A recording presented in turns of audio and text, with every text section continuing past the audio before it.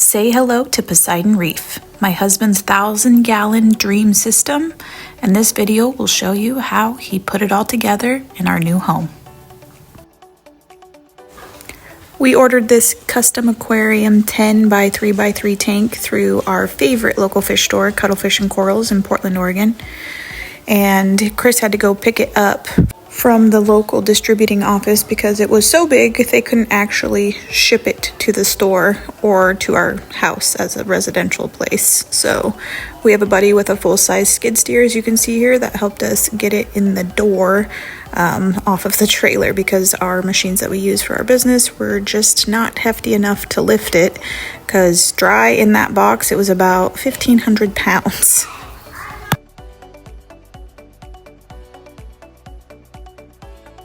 Once we got it into the doorway, we put it on some custom furniture dollies that Chris put together. There was an awesome fragile sticker on the box while we're using a machine with it, so that was funny. And then Chris was like, how are we going to close the doors now? But we ended up just pushing it further into our hallway temporarily while we decided when we were going to open it. This is Chris and I after we took the shell off of it. We left it on its shipping pallet and then had to move all of our furniture in order to get it into the dining room and then rotate it the right direction.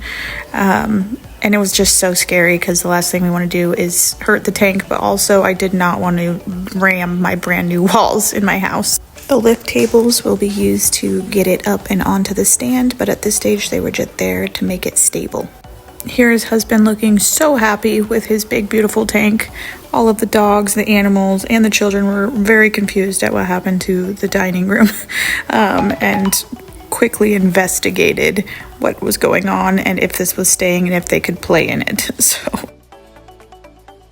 we had to push it away from the wall so that we could bring the stand in. The stand is a metal frame that we had built by one of our local fish buddies with a sturdy piece of plywood on top. It is powder coated black to match the house. We used the lift tables to raise the tank up so that we could get it level with the stand, so that we could just hopefully somehow push it off of the pallet and onto the stand. Here's Chris and Thomas kind of figuring out how high it needed to go. Just a quick glimpse at kind of how sketchy it looked. You could help instead of... Do you want to give me the breakdown of what's happening here? I already told you what's going to happen. Maybe you lost me at pulling the glass box into a bear hug.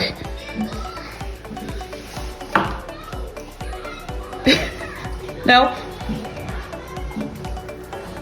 High stress situation. Expensive, beautiful, pretty tank balancing on one hydraulic lift table, one stack of sketchy 2x6s, two stacks of sketchy 2x6s, two hydraulic tables. But we have made it level to the stand. And we're making a pulley bear hug situation this way. Listen, I had a dream about it. It's gonna work. Oh, it's gonna work. This is really what you dream about at night? You gotta talk. Thomas is an involuntary assistant. He came for the tacos. He has to stay for the tank move. Even though the whole dreamy thing is a little weird, it did end up working pretty well. This first part, we just wanted to make sure the straps were not going to damage the tank at all, so we put some like cardboard spacers in between it and the tank. I was skeptical of what was happening, but yes, that is Dawn dish soap that he is rubbing all over the tank so that it will slide a little easier once we start pulling it over. I was like, this is what we're doing? We're really doing this? But it worked, man. Me adding just a little more soap and some dry spots and just committing to the process here of the dream transfer. And here we go, slow and steady. We were kind of checking to make sure it wasn't damaging anything as we did this, and that it was going back evenly, but with the ratchet strap you can only do so much at a time, so we kept having to take it off and then start over and just make sure that it evenly went back. onto the stand.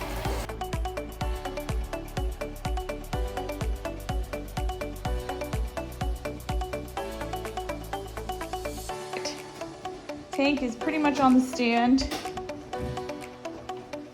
We have an issue with our foam that we'll have to figure out, but it's pretty much there. Whew. Oh yeah, the Leica Barth situation worked out real well. I don't know. This is the boys taking the pallet and stuff out of the house. Everything about this was just a little sketch, so I recorded it all. A few days later. Knock, knock. Come on, give me the damn boards. Well, good night, actually. It's not afternoon. It's done dark outside, the frogs are croaking, and the kids are ready for bed, and I am done. So I will show you why I'm underneath the house all day today, and several other days before this, lots of weekends, but we are finally done down here.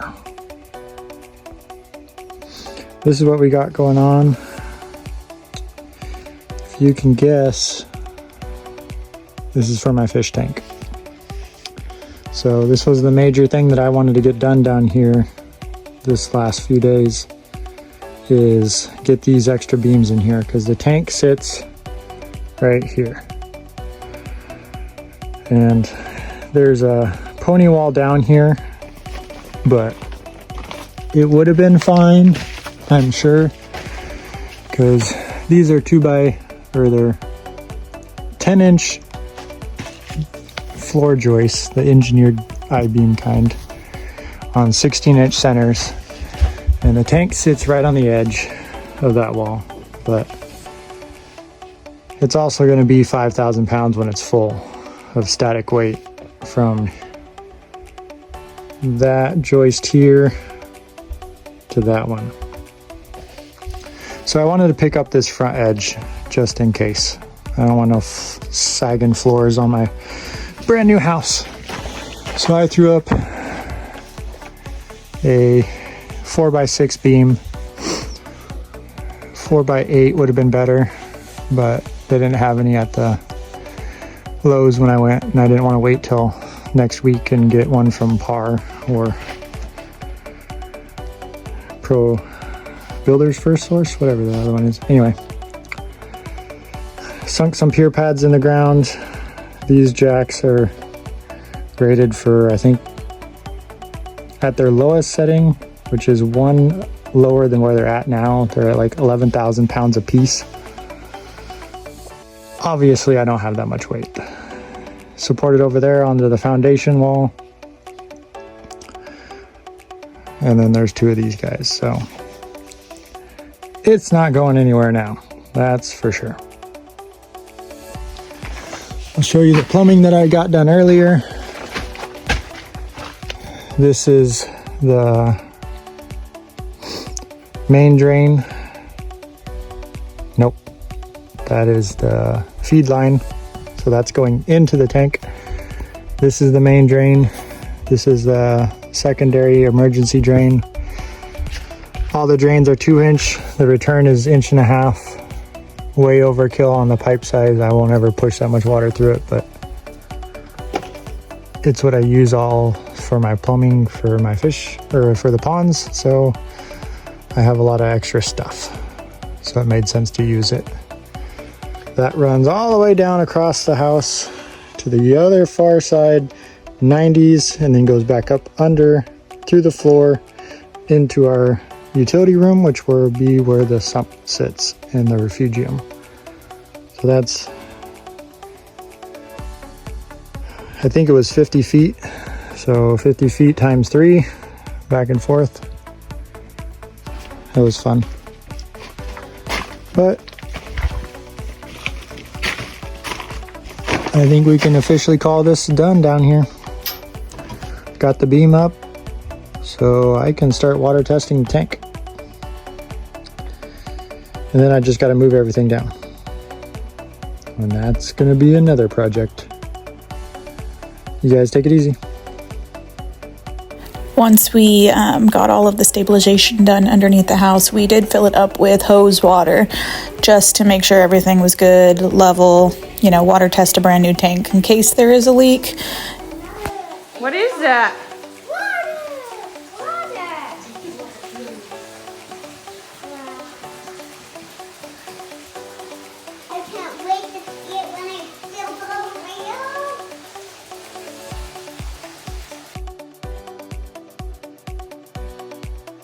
And of course, something new, the kids instantly had to bring toys into it. After we got it full with hose water, we did turn the pump on temporarily. It's just one of our pond pumps to make sure none of the plumbing leaked so that we could fix it before we're using RO and salt water. Chris was pretty excited, but it did make the house really loud because it wasn't full all the way, and it's not the pumps that he ideally wanted on the system. It was just one of our placeholder pond pumps at this point. I will admit I had so many questions about the light setup that he wanted. Definitely seemed like a little bit of overkill, but afterwards I did see the benefit to it, since getting into this tank and doing maintenance is kind of a pain if the lights were down the way they are supposed to be the whole time. So I get it, I guess.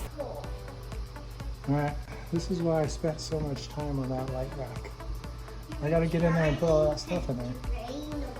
So let's get it out of the way.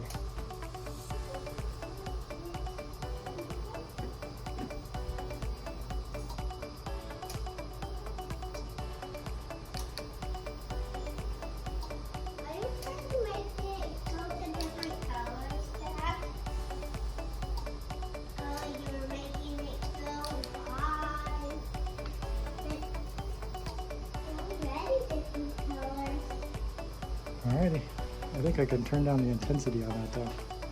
That's bright. After the water test and everything, it was time to put actual RO water in it so that we could mix it up with some salt water. This was a long process. I thought it would be weeks, but actually it was just a couple days that it took to get filled. Here is Chris adding in the salt to the system, and that was one of many bags that we needed to get it to the right salinity in order to move the fish and live rock over safely.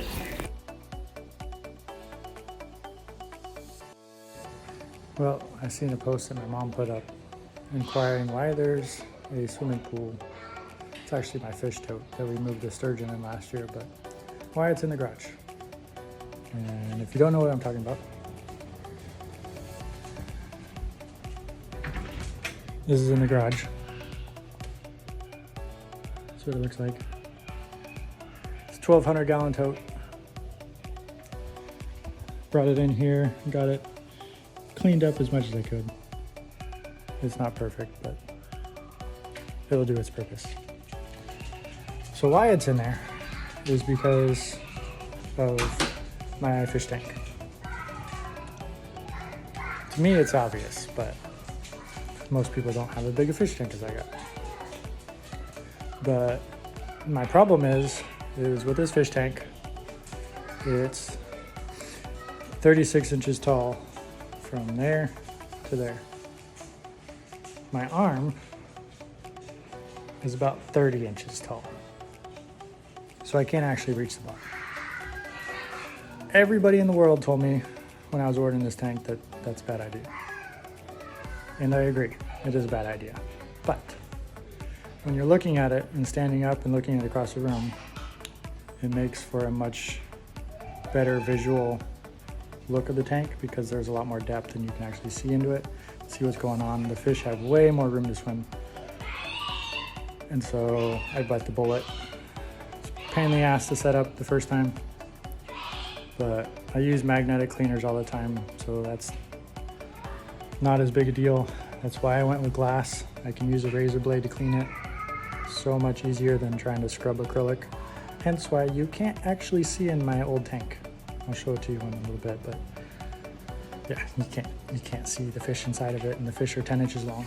It's bad. But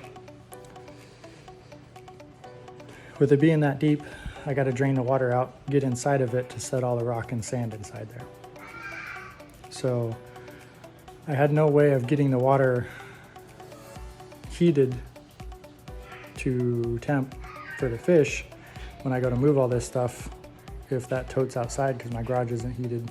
So I had to fill up the tank first, get all the water running, fill it up with RO water, get it to the salinity, get it heated, and then I'm gonna pump it out of the tank in that tote, rush and get all my rock and sand in the tank, and then pump it back out of the tote into the tank, and hopefully it doesn't cool down too much.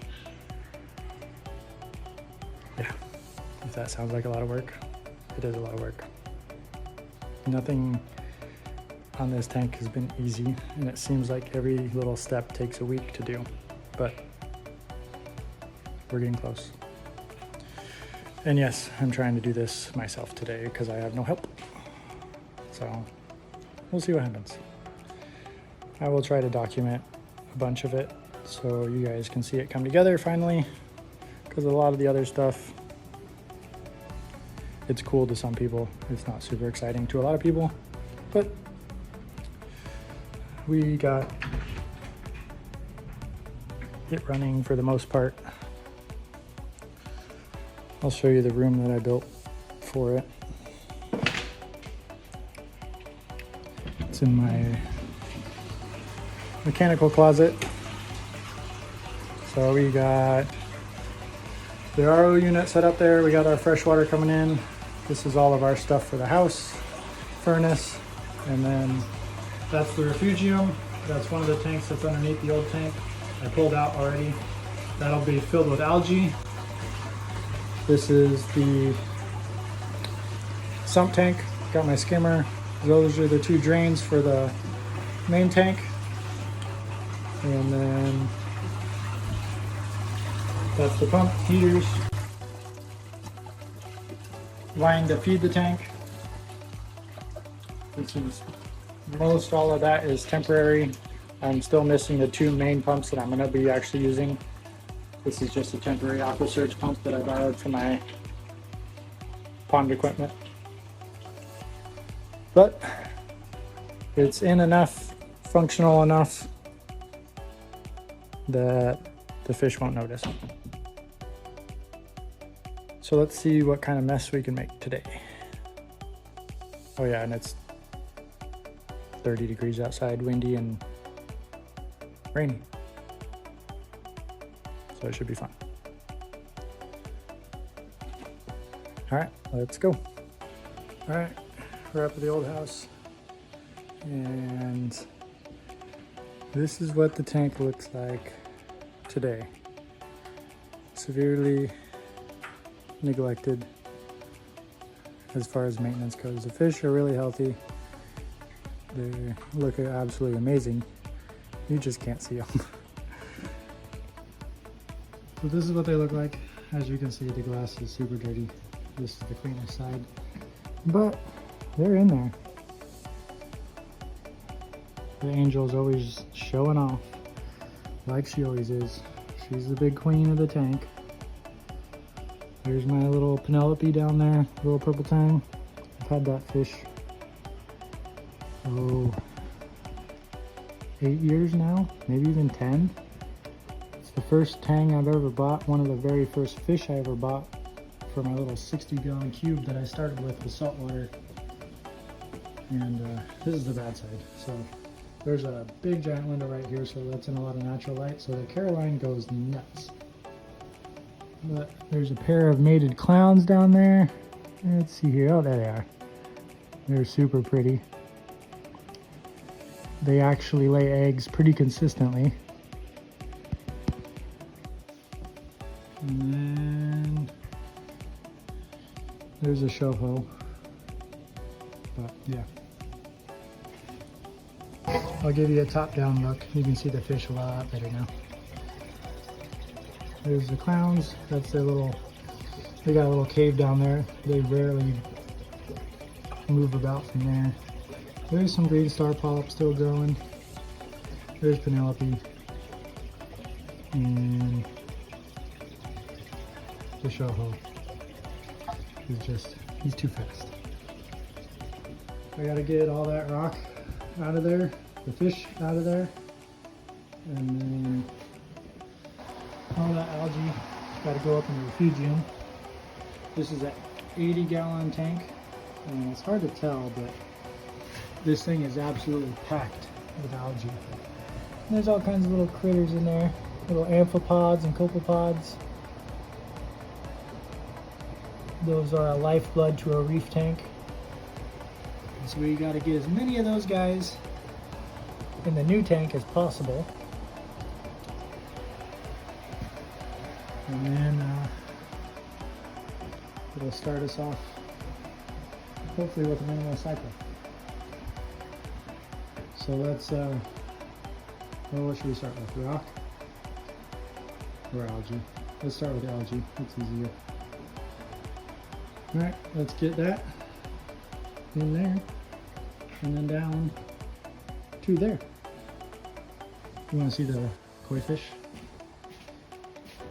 You know I love our new house, but I absolutely hate not having a window next to the pond.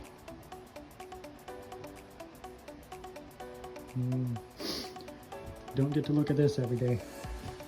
But let's go see the koi fish, see if they're even moving because it's cold out here.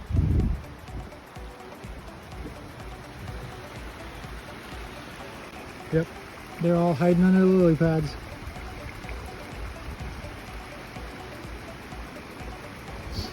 Patiently waiting for spring and summer to come back. Yep.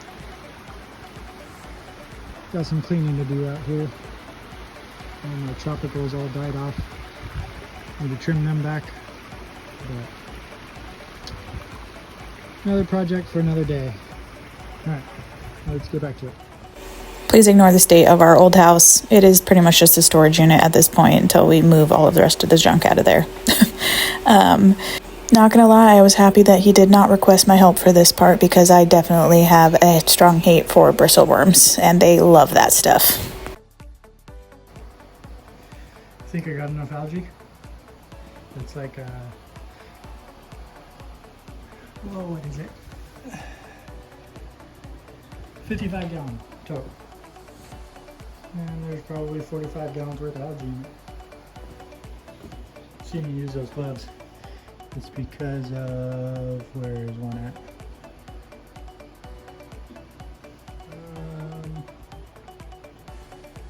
I can't see one. I'll show you one later. But it's a bristleworm, and they're the worst thing in the world. So let's rush this down to the house, put it in the refugium. Alright, I found to be one of those little bastards. This is the reason why you wear gloves. This is what you call a bristleworm. And you see all those little pokey things on there? It's covered in tiny, tiny little hairs that are like the devil version of fiberglass insulation. Like, they stick into your skin like insulation does, but it hurts like 10 times worse. This is like, I don't know. This is a big motherfucker. They're not necessarily a reef keeper's dream to have in their tank, but they also eat a lot of detritus. But when they get this big, they can start eating things, like some really small fish and that kind of stuff. So, yeah, look at that gnarly guy.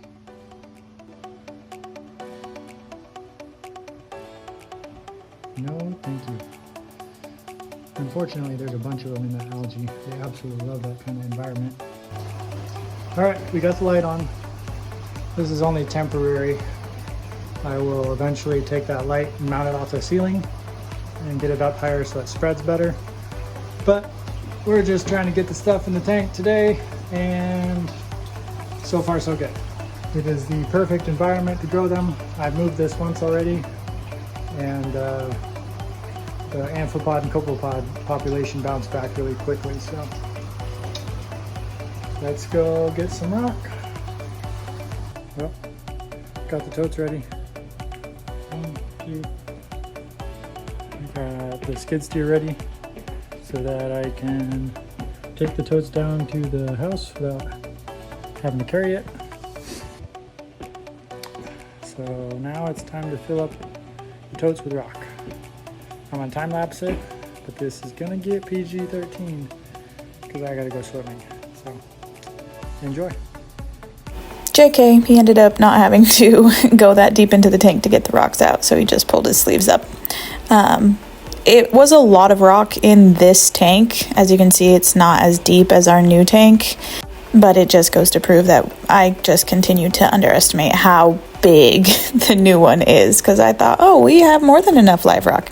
Yeah, no, that's not true, as you'll see when we show you the new tank with the rock in it.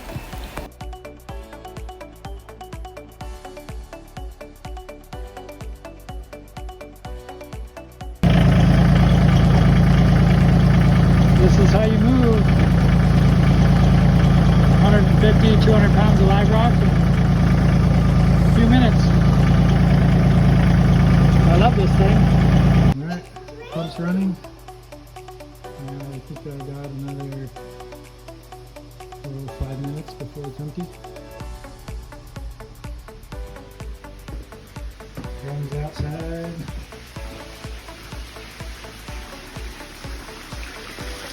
Into the outside fish pond.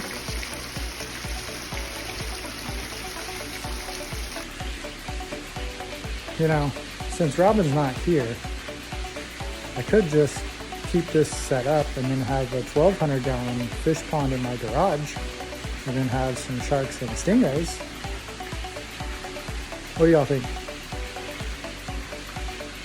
There's nobody here to tell me no.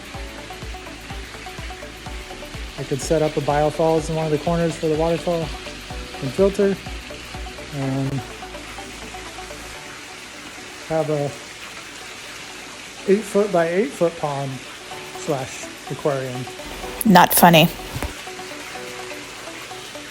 I'll think about it. I laughed so hard the first time I watched this video, just seeing like how he had to crawl up into it, and the kids like, what are you doing, Dad?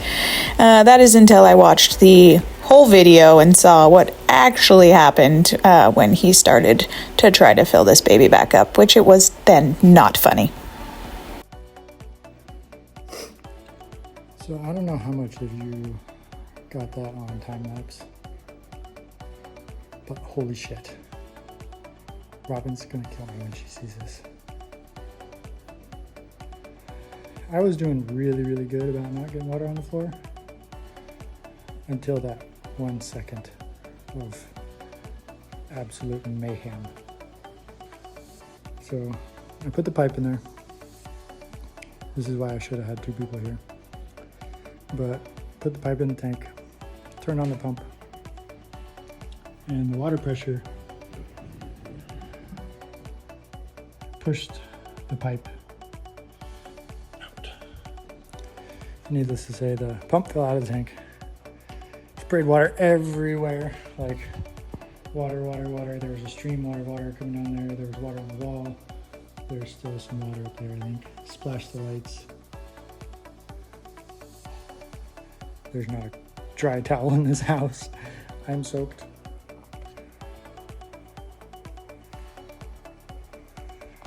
It's like trying to hold on to a 2-inch anaconda with 5,000 gallons of water pushing through it in an hour. Water's mostly in the tank now.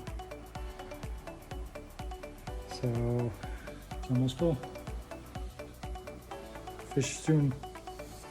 Say that again, Zane. What's today? It's finally the day we can put the fishies in the tank, and they're rocks at our home, and good thing you put the sand in too. Yep. Is it taking too long? Yeah. You should probably put them in now. Alright, let's put them in now. One of my favorite things about having the fish back up in the house we're living in is just the joy that the boys get out of seeing them every day and checking on them. So seeing how excited they were to get them in the tank was just one of the best parts. I can't wait until we get to pick out fish that they want in our system. These fish look pretty small in this giant tank. I think they're baby seas. Those are just clownfish. Yeah. This was a few weeks later after things got settled. We were able to go to the fish store and get some new critters to add in, and the boys were so excited. Clean whatever is dirty on your skin. And so he's looking for little tiny morsels to eat. Are your fingers dirty? No. No. They really like me. Yeah, they do. Oh gosh. Mom, the shrimp really like me. The cleaner, no, the shrimp really like me. They keep crawling on my fingers. That's okay. They really like it. Mm-hmm. What's the red one? It's called a blood shrimp. Because it's red with blood? Yep. Are they getting you, Noah? Don't move it. They really like, they're super fast. Yeah, they are. Is that how they run away from carnivores? Like, Did they hey, get you, Noah? what if the shark eats these little guys? It's a possibility. But he's really little. Well, we made it to the end. This is what we got so far. The fish have been in here almost a month now. This side of the tank looks good. This side doesn't so much.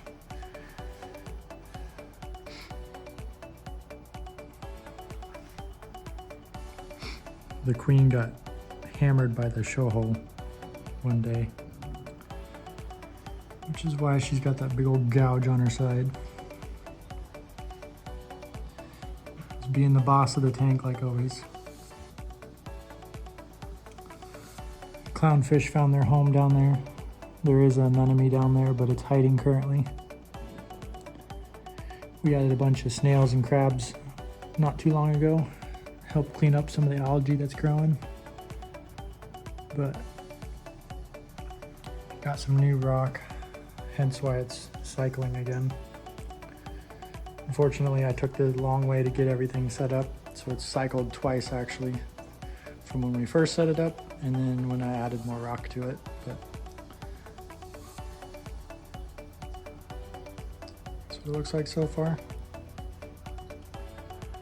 Got the 5 Radion G5s up there, lighting everything.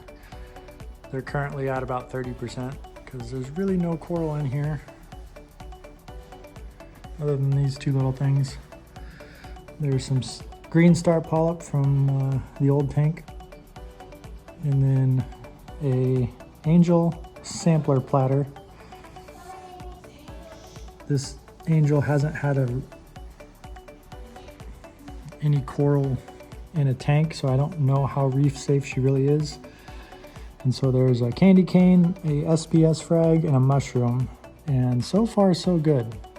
She picked at the candy cane a couple of times, but has since left it alone. So let's hope we can keep you in here for when we go a full-blown reef, but we will see. This is what the tank looks like so far. I'll take you outside and show you what the filtration room looks like. And there just might be a small surprise in there. So this is what the filtration room looks like currently.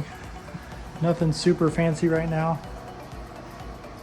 Got the refugium running. Most all of that algae that you can see here is all new. It's nice bright green, it's going like crazy.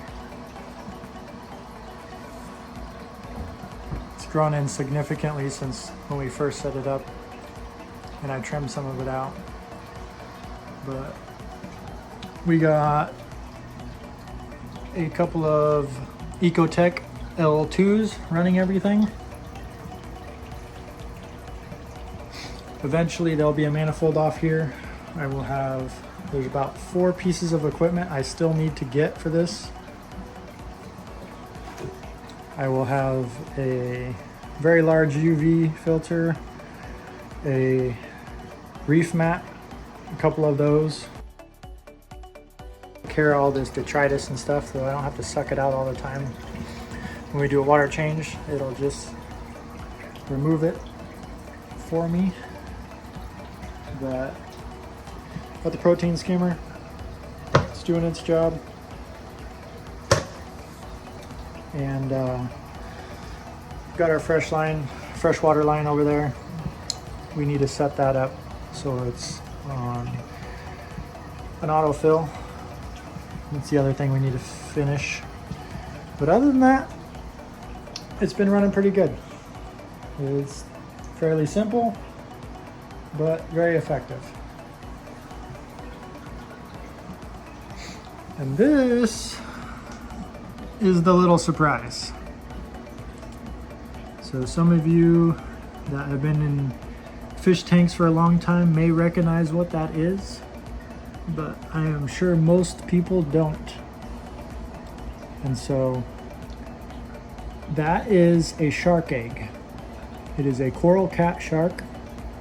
It is currently about 2.5 inches long in there, and we are hatching it out over the next couple months probably.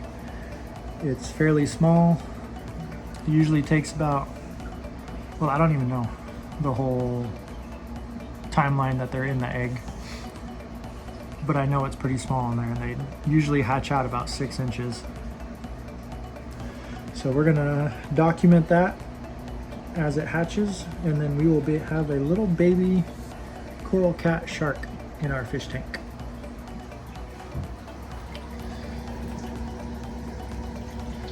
Blends in there really nicely, but I have a acclimation box headed our way, so tomorrow that'll be inside the fish tank, the shark egg.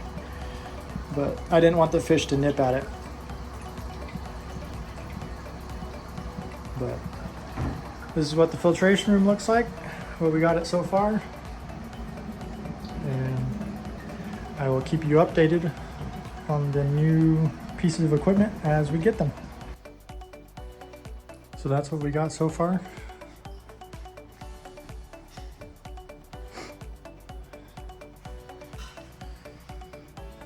Hope you guys follow along with us, and we will document filling up this fish tank with beautiful coral, a bunch more fish, a bunch more inverts, and at least one shark. We will see if there's multiple,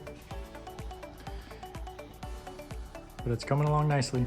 We'll document as we go, and you guys will get to watch this monster fish tank come to life.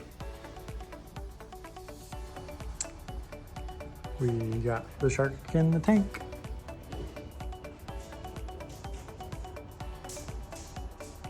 Doesn't look like much, but it's gonna be a cute little cat shark here in a couple months.